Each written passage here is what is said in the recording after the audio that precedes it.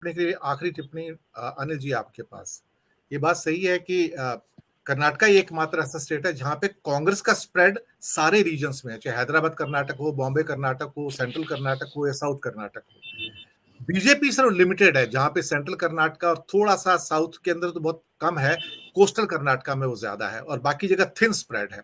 ये भारतीय जनता पार्टी की एक खूबी रही है, लेकिन फाइट करती है। मैं आपको ये भी बता दूं दर्शक मित्रों की भारतीय जनता पार्टी को आज तक विधानसभा में कर्नाटक में कभी भी बहुमत नहीं मिला है, अपनी पीक स्टेज के अंदर भी कभी बहुमत नहीं मिला है, और जो भी सरकारें उनकी बनी है वहां पे जोड़ तोड़ से अलायंस से बनी है।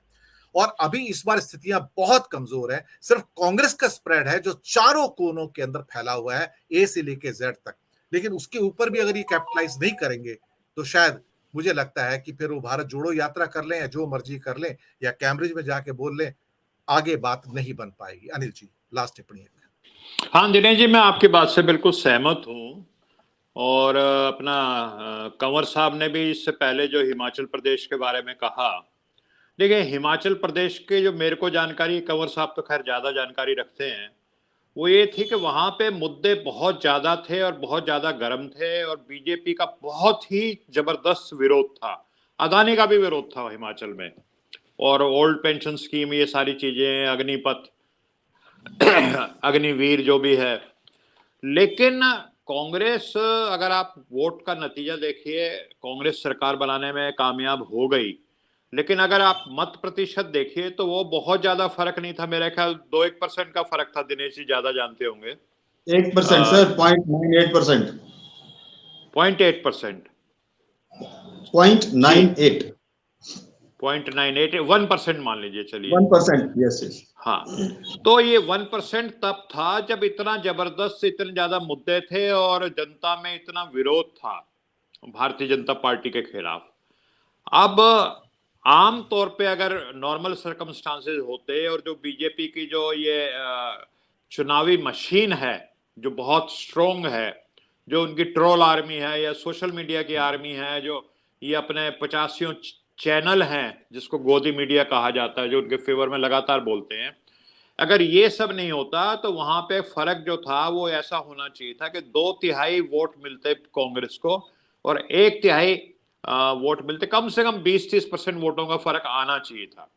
लेकिन और लगता था कि काफी फर्क रहेगा, लेकिन जब चुनावी नतीजे आए तो बड़ी हैरानी की बात थी कि बहुत कम मतों का अंतर दोनों में रहा।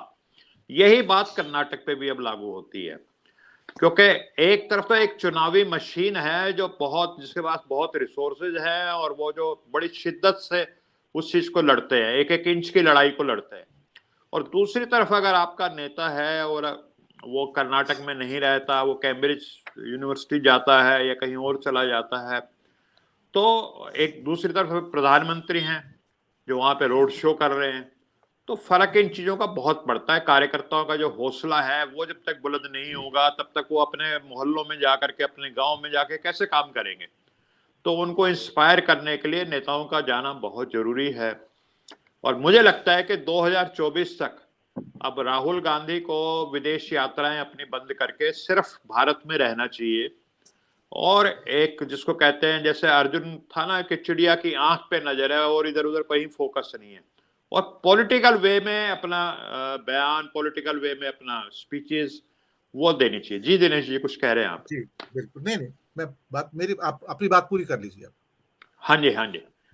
तो इस देश में देखिए 3 तरह के लोग हैं। 30% लोग ऐसे हैं जो मोदी जी का समर्थन करेंगे ही करेंगे चाहे कुछ भी हो जाए, और 30% लोग ऐसे भी हैं जो मोदी जी का विरोध करेंगे चाहे उनके घर में 15-15 लाख रुपए भी दे दिए जाए। तो बीच के जो फ्लोटिंग वोट हैं उनको नजर रखने के लिए, उनके लिए क्या नैरेटिव बनाया जाए, कैसी परसेप्शन बनाया जाए कि जो फ्लोटिंग वोट हैं वो आपकी तरफ आए, ये देखना पड़ेगा। जी जी बिल्कुल, आपने सही कहा। और खासतौर से अगर कांग्रेस इस समय जो सबसे फर्टाइल ग्राउंड कर्नाटक का उसको एनकैश नहीं कर सकती है, तो मुझे लगता है कि फिर उसके लिए आगे आने वाली जो चीजें हैं बहुत डिफिकल्ट हो जाएंगी, क्योंकि इतनी फर्टाइल जमीन तो कभी नहीं मिलेगी जो कर्नाटक में आज उसको मिल रही है। और बीजेपी के खिलाफ एंटी इनकम्बेंसी भी है और साथ में रोष बहुत है, क्योंकि बहुत करप्ट है ये सारी की सारी सरकार वहां पर।